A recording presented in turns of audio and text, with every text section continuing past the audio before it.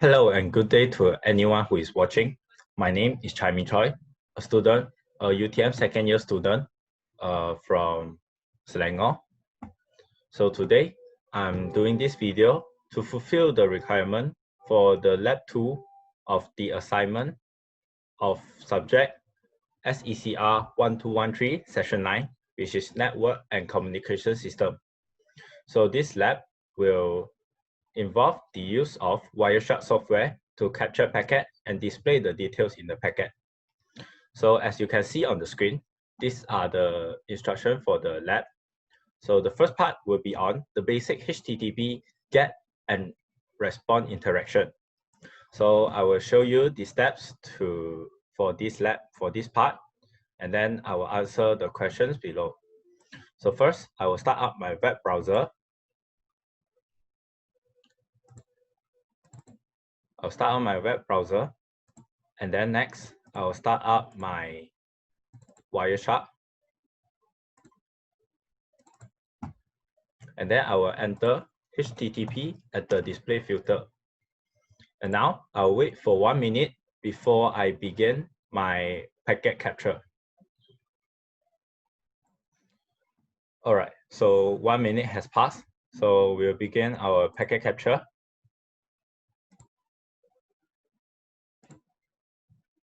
We'll begin our packet capture.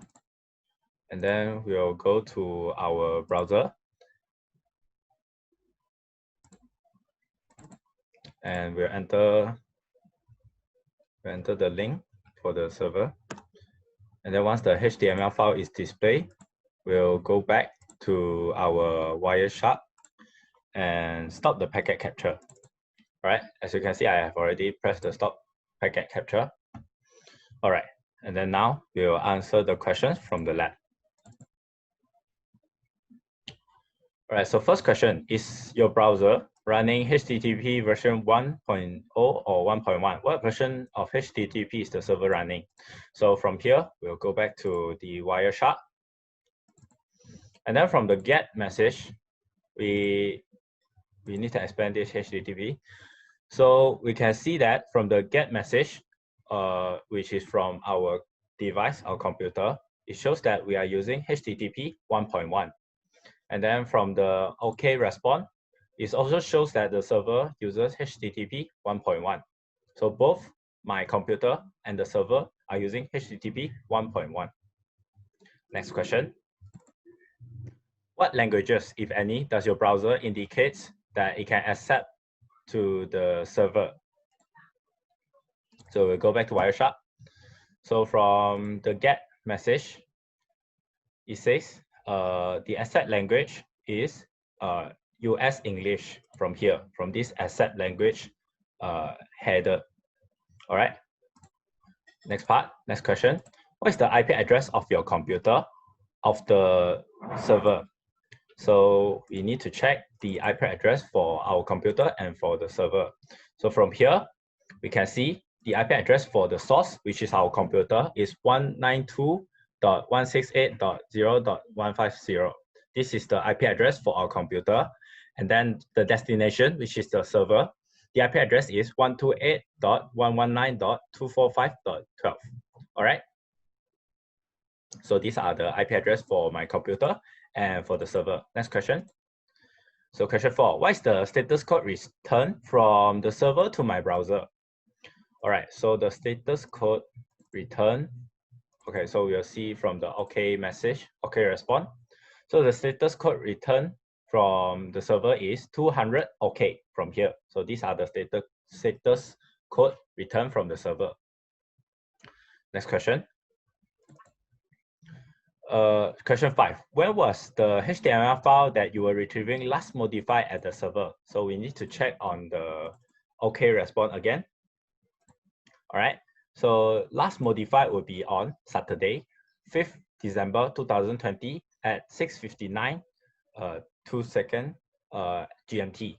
So these are time where the server is the text is in the server is last modified. Next question. How many bytes of content are being returned to my browser? Again, we'll check our OK message. So we want to see our content length, which is the size, which are 128 bytes, which means 128 bytes of content are being returned to our browser. And the last question, by inspecting the raw data in the packet content window, do you see any headers within the data that are not displayed in the packet listing window? If so, name one. So we'll check the headers within our data that are not displayed. So we'll check first the header. All right, the server, last modified, e-tag, asset range. All right, so all headers. All right, so we have checked one by one. Okay, so by inspecting the raw data, so all raw data are displayed in the packet listing window. So there are no data that are headers within the data that are not displayed in the packet listing window. All right.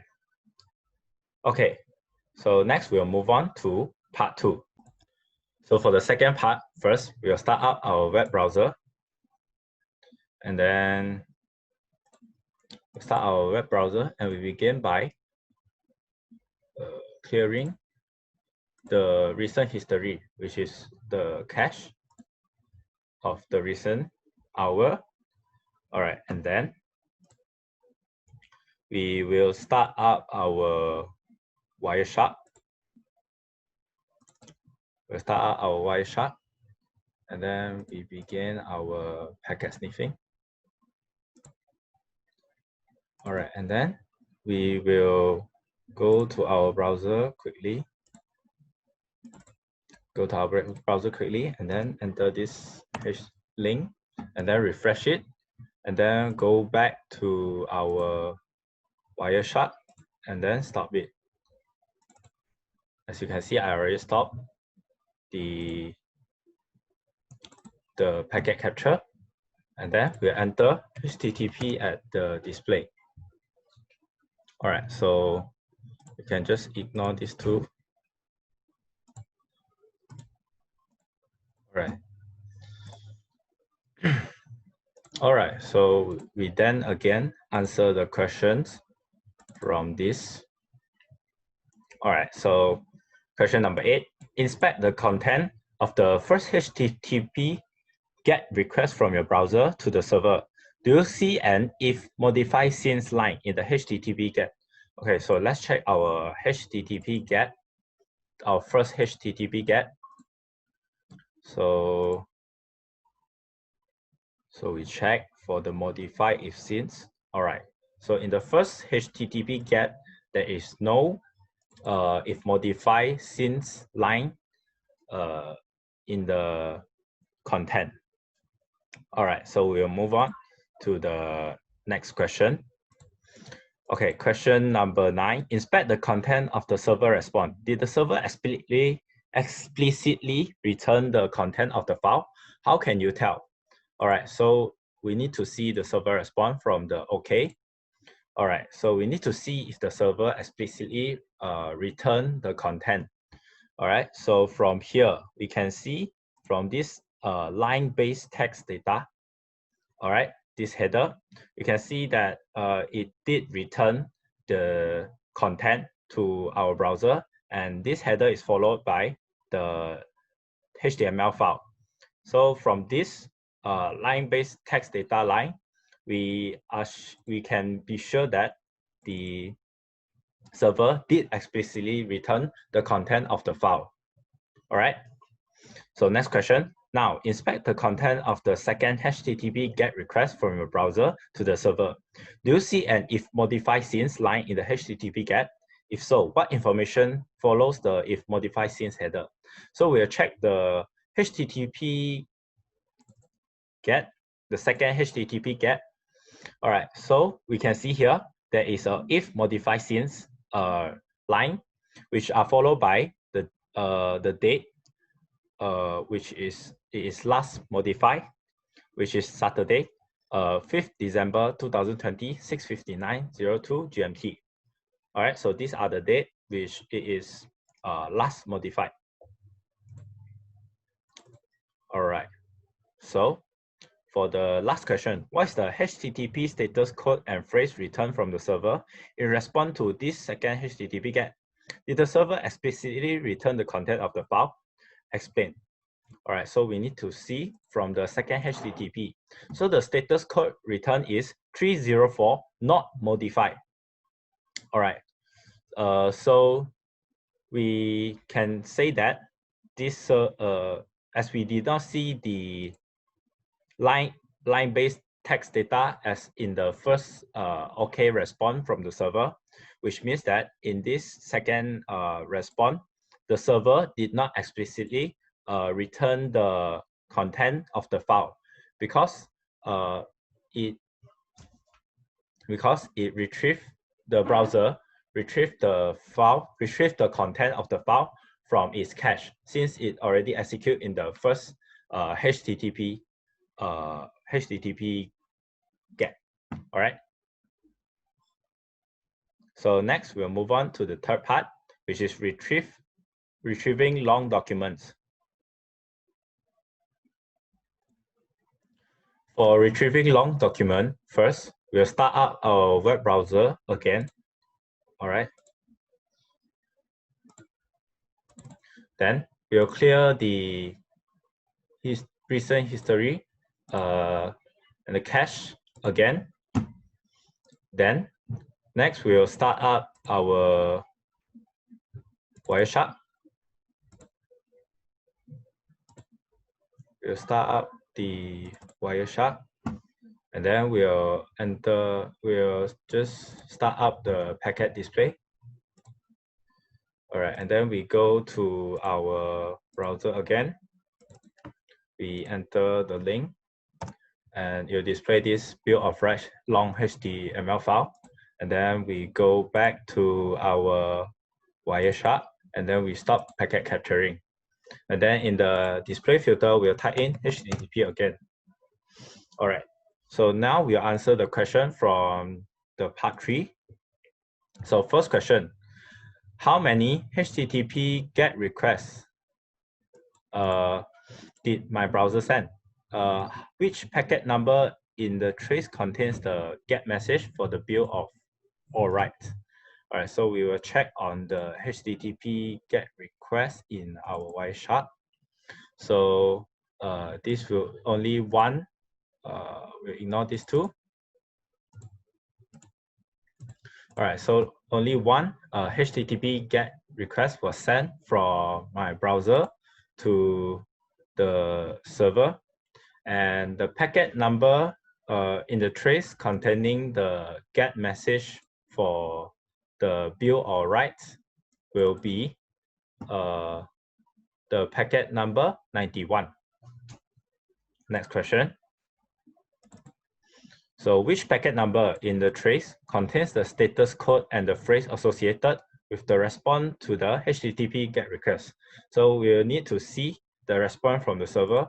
Which packet number is the response from the server, which is here, the OK message from the server, which is packet number 98. Next question.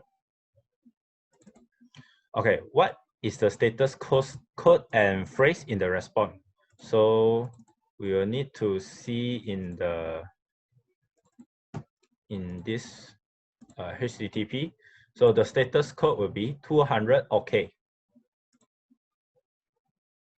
Next question, last question.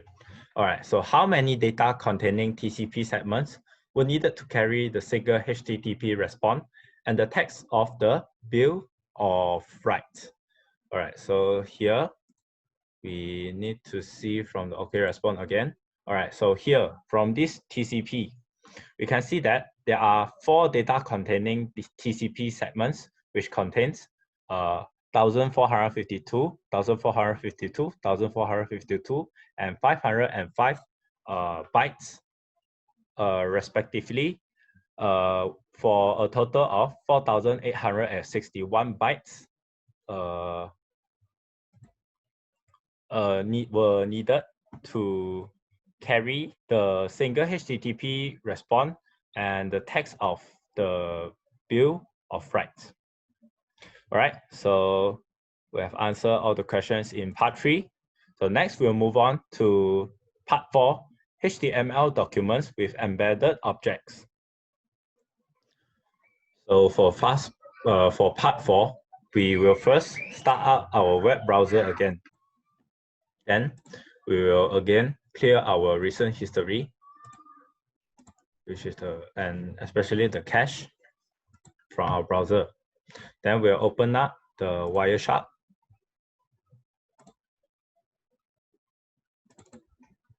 And then we'll start our packet capture. And then we'll quickly go back to our browser and paste the link. And then the two image will display. And then we go back to our Wireshark and stop the packet capturing. And then in the display filter, we'll type HTTP again. All right, so let me remove this, ignore this packet. All right, so then next we'll answer the questions from the lab. All right, so question 16, how many HTTP GET request message did your browser send? To which internet address were these GET requests sent? All right, so from here, I can tell that my browser has sent 3 HTTP GET message, and all are to the same address, which is 128.119.245.12. Next question. Can you tell whether your browser downloaded the 2 images serially or whether they are downloaded from the 2 websites in parallel? Explain. So let's see from the packet. All right, so from here, I can say that my browser downloaded the 2 images serially, because if my browser downloaded these 2 images parallelly, the time period for these 2 files to request and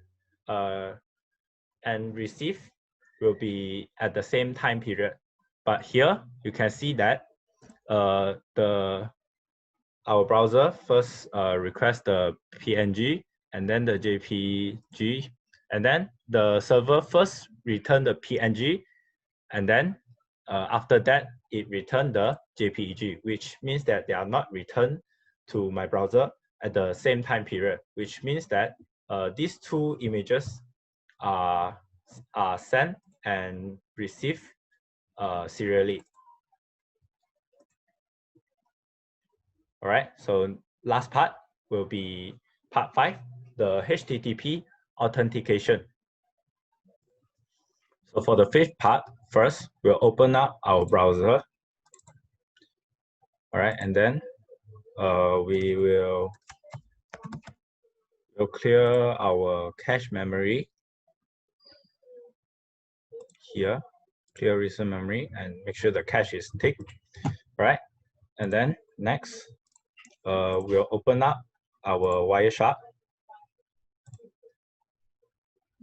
All right, and then we'll start packet capturing, and then we go back to our browser, and then we paste the link.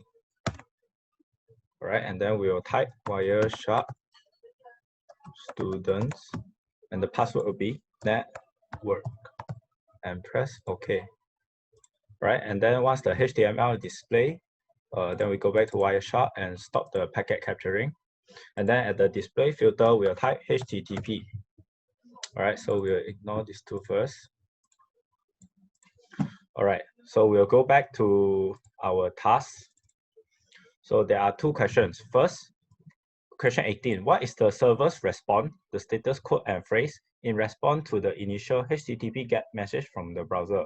So we'll see in this here, what is the response status code, which is 401 unauthorized.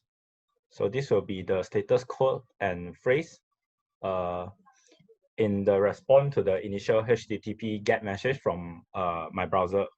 So next question.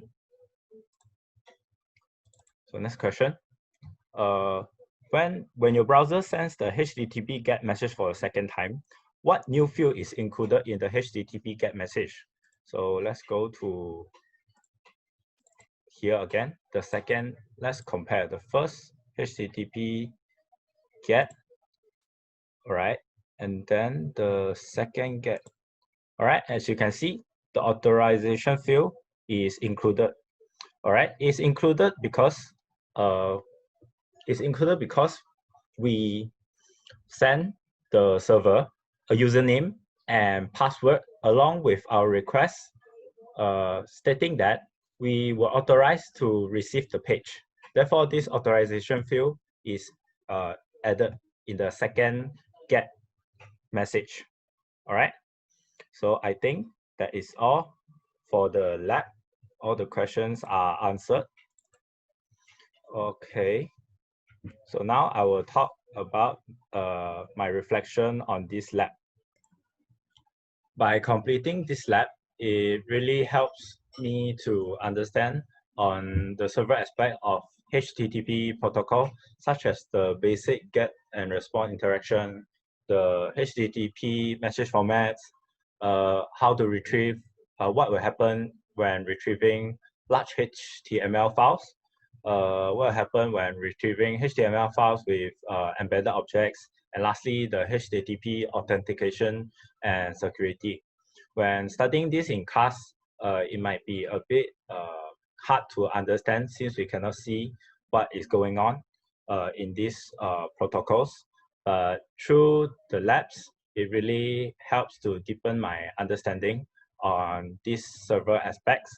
And I hope that this will help me in the future if I am involved in any networking or security protocol which requires this knowledge. So that is all from me. Thank you very much.